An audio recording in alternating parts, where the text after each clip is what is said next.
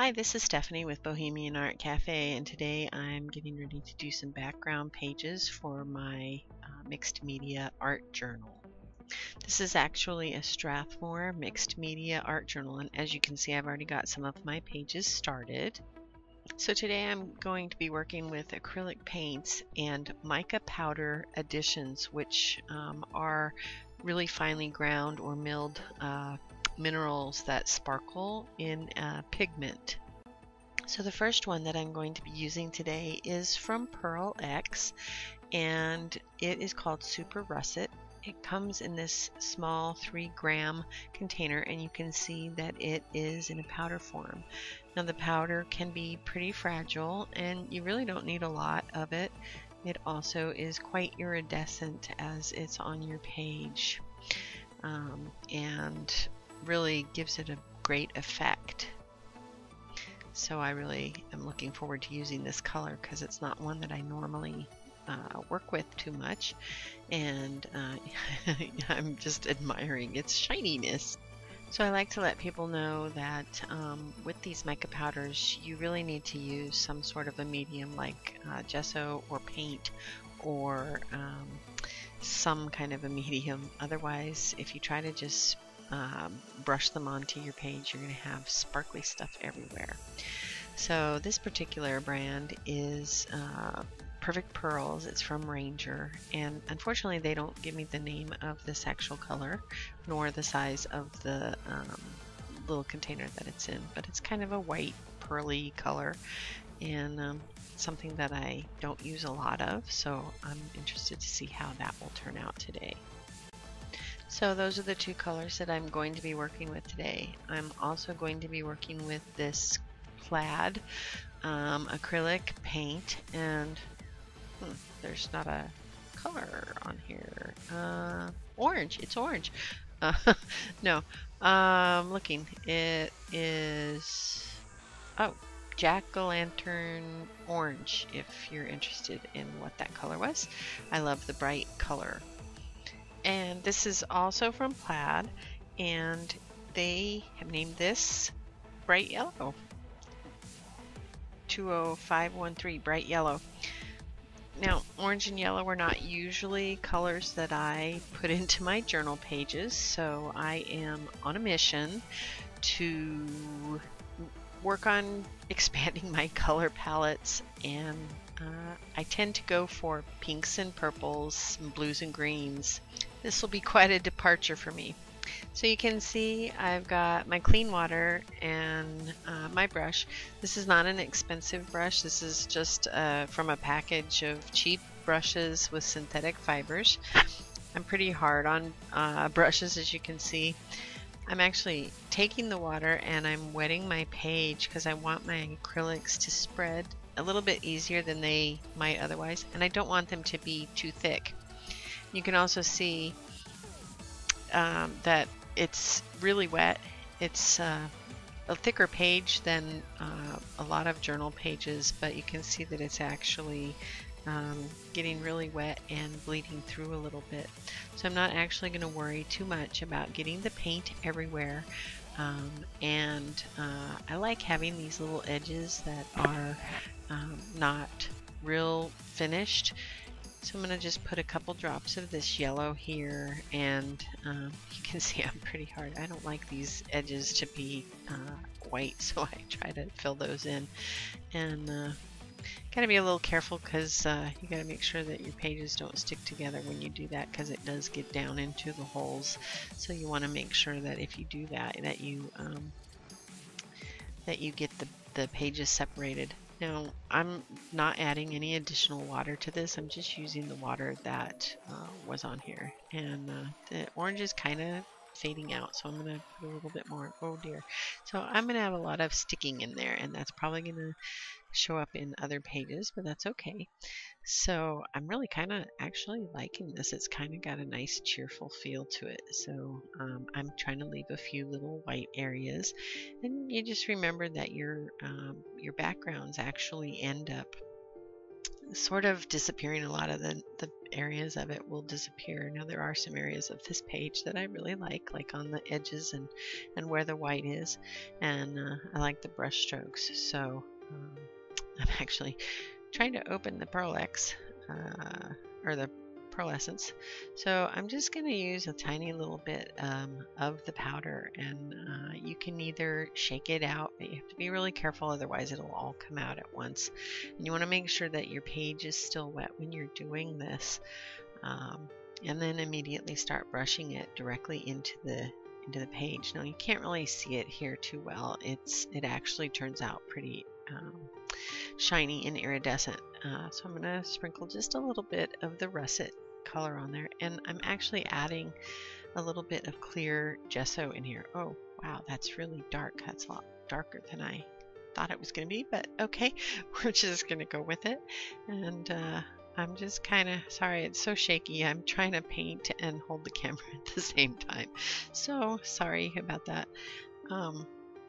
And I'm not going to put this russet everywhere. I just want a little bit. Now you can see I have some on the edges, and I have a lot of paint left on my brush, so I don't waste a lot of my materials. So I have this open page here, and I'm just going to dry brush my paint off of my brush onto that page, and it actually is kind of looking kind of cool.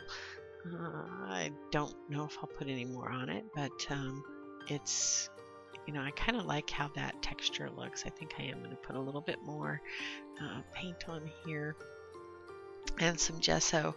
This is actually clear gesso. It dries clear even though it looks white when you're putting it on, and I'm just painting that on there so that I can get the page a little bit wetter. I didn't actually wet this page, which is why when I did the brush, now you can see I got gesso along the edge there. So again, if you get gesso in the holes where the spiral is or along the edges, you have to go back and make sure that you separate the pages so that they don't stick together, and you need to be a little gentle when you're doing it, otherwise you can tear your page up. So I think I'm going to add a little more of the orange in here. Not too much because I don't want it to overpower this particular page. And I'm just brushing. I'm really hard on brushes. I don't really care which direction the brush goes, and a lot of times it goes all over the place, and I'm just going to add a little bit of yellow, and I'm not really worried about where it goes or how it's going on.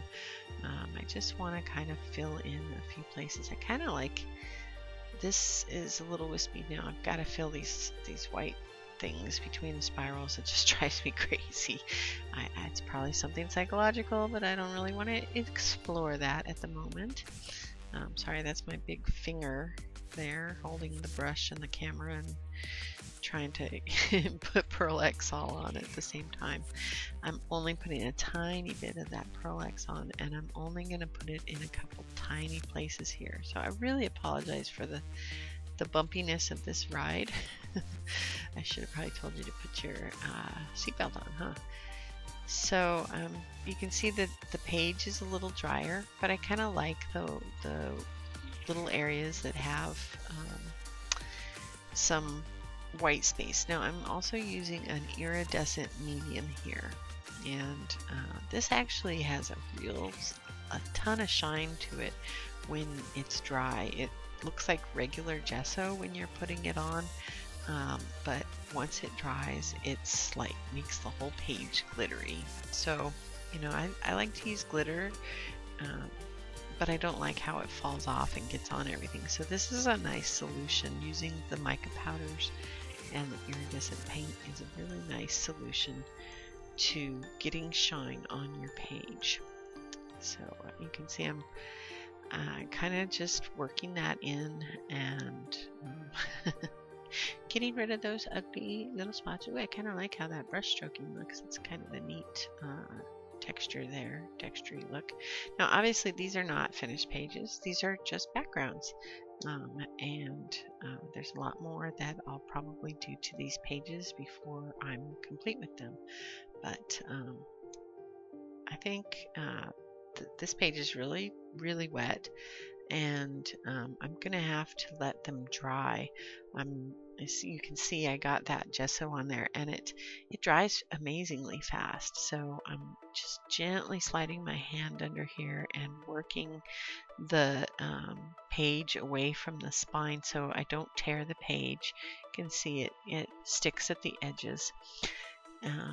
So just be really careful if you use a spiral bound journal. I actually like a spiral bound journal because I like to keep things together if I'm traveling or if I take it somewhere. Sorry about that, I got a little crazy with the camera there. Anyway, so I'm just working these pages loose, and I'm not going to dry these with a hairdryer, although you could. It wouldn't cause any kind of a problem or anything. I'm not going to do that today. I'm just going to let them dry naturally. But the gesso got on quite a few of the pages, so I've just got to keep working it gently loose so that none of them are sticking together when I go to work on the rest of the pages. And you can already kind of start to see a little bit of that sheen that's going to be on there. And I think this page, actually, they're really pretty. I'm happily surprised, and don't know really how this page is going to end up, but I'm excited to see what it will be. Kind of makes me think of sunflowers or daisies or something, so maybe I'll do something like that. It also makes me think of fall, which is one of my favorite seasons, so you'd think I would love to use these colors a lot more. So some people don't like the journals that have the spine. I like them because I do all of my backgrounds first, and I never know what I'm going to do with the book. So I like it if I am traveling, everything stays together. If I'm working on a separate page and I find it later, the chances are that the page is going to get lost or damaged, or just not going to be together when I go to bind it into the book. So I like these spiral bounds. This is a 9-inch by 12-inch spiral bound journal. So thanks for stopping today and learning about mica powders and iridescents, and from Bohemian Art Cafe. Have a shiny day. Bye-bye.